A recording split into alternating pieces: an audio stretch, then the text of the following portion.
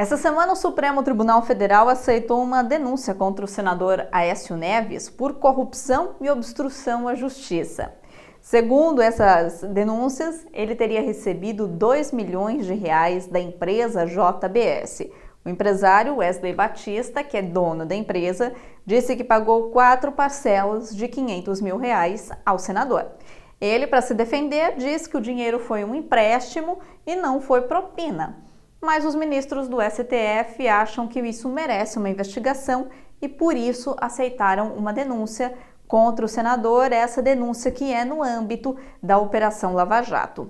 O julgamento ainda não tem data para acontecer, mas caso o Aécio Neves seja condenado, ele pode pegar de 2 a 20 anos de prisão. Mas ainda aí nos últimos dias, nós vimos outra denúncia também relacionada à Operação Lava Jato, que foi do ex-presidente Lula chegar até a prisão. O ex-presidente Lula foi preso a mando do juiz Sérgio Moro. Foi ele quem expediu a ordem de prisão. Por que essa diferença então, né? Por que o ex-presidente Lula foi julgado e condenado pelo juiz Sérgio Moro e o senador Aécio Neves vai ser julgado pelo Supremo Tribunal Federal, já que ambas as denúncias fazem parte da Operação Lava Jato. E isso porque o senador tem o chamado foro privilegiado exatamente por ter essa função, por ter um cargo público. Esse foro privilegiado, ou o nome técnico, o nome correto é foro por prerrogativa de função, ele é concedido hoje no país a 54.990 pessoas. É isso mesmo, são quase 55 mil pessoas no Brasil inteiro que têm direito ao foro privilegiado. Mais ou menos aí 20 mil funções públicas têm como benefício esse foro especial. E ele foi criado lá no século XIX, em 1891. Aí, em 1969, ele sofreu algumas alterações, mas ainda hoje existe e, como a gente vê, ele é bem amplo, atinge muitas funções públicas. Vamos ver quais, então?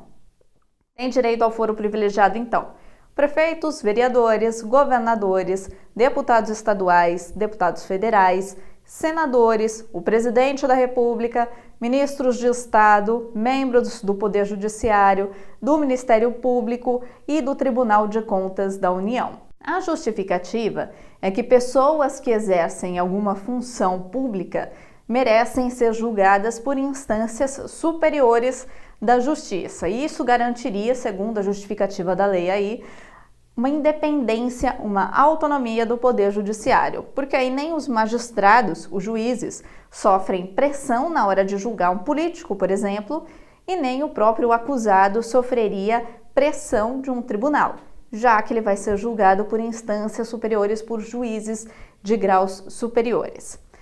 O artigo 5º da Constituição brasileira, apesar de tudo isso que a gente está vendo, ele diz que todas as pessoas são iguais perante a lei. Mas aí esse foro privilegiado mostra que não é bem assim, não é verdade? Que dependendo do grau, dependendo do cargo público, o julgamento também é diferente.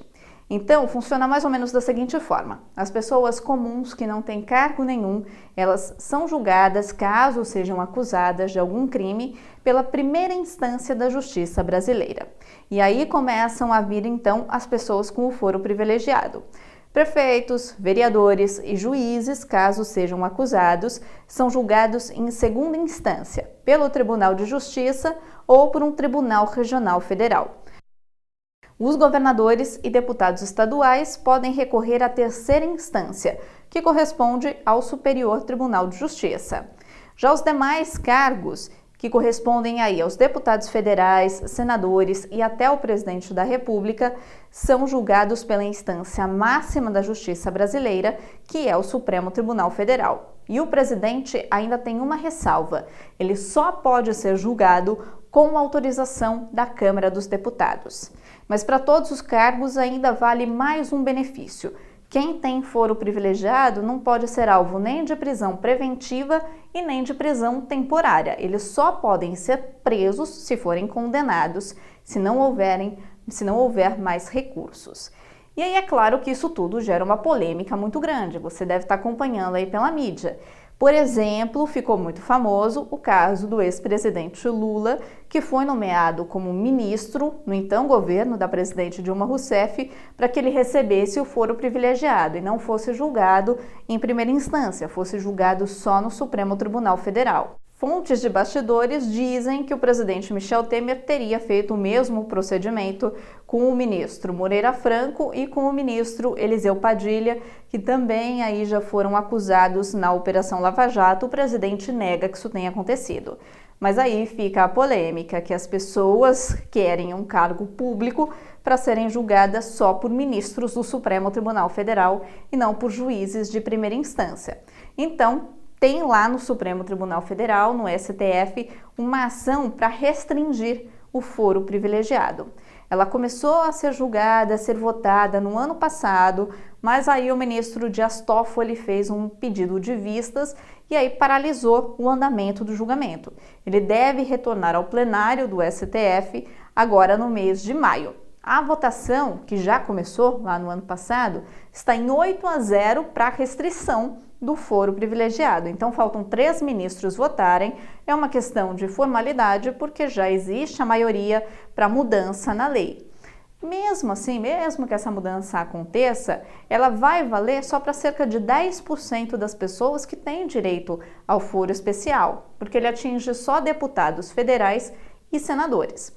O que diz essa ação, essa mudança na lei, é que esses parlamentares só teriam direito a serem julgados pelo Supremo Tribunal Federal caso o crime em questão tenha sido cometido no exercício da função, no atual exercício da função. Se for um crime que foi cometido antes do exercício da função, antes dessa pessoa ser eleita para deputado federal ou para senador, aí o caso vai para a primeira instância. Então, como esse julgamento está em andamento, deve ser finalizado agora no mês de maio, provavelmente essa mudança na lei vai acontecer aí nos próximos meses. Mesmo assim, vale para pouca coisa, vale para poucas pessoas, se a gente vê o montante de cargos de funções públicas que têm direito ao foro por prerrogativa de função. E o que fica de sensação para os brasileiros é que existe impunidade e que nem todos são tão iguais assim perante a lei. Não é verdade? Vamos ver aí o que vai acontecer nos próximos meses. É isso, semana que vem o Entenda a Notícia está de volta. Até lá!